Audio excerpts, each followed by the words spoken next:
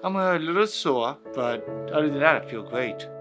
To avoid open heart surgery, we performed the first harmony valve replacement in South Florida in one of our adult congenital patients. It was rough because at 3 years old, they didn't know if I was going to live.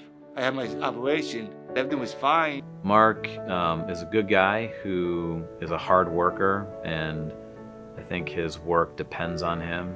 And it was important to him not to be out of work for an extended period of time, which would have been the case for a surgery. But this new valve, I was nervous because not knowing how this was going to work, But now that I got it in, I feel more confident. The harmony valve is very specific to the anatomy of one's heart.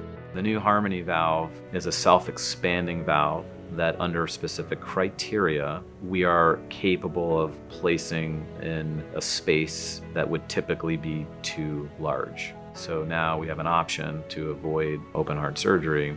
Being able to place a valve through the groin like this, patients are really capable of returning to their daily life in a few days versus having surgery and recovering from a sternotomy and being out of work for usually about 6 weeks or so.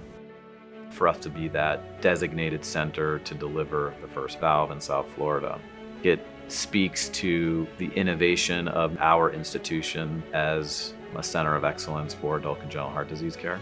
Marc was very patient waiting for this valve for the last year or so. And fortunately, it worked out great, and he'll be back at work next week, which is really exactly what he wanted. We treat you as if you are our brother, our sister, our mother, our father, our grandmother, our grandparents. So when you have a success story like Marc with this wonderful procedure and he's going home the day after, it's so motivating.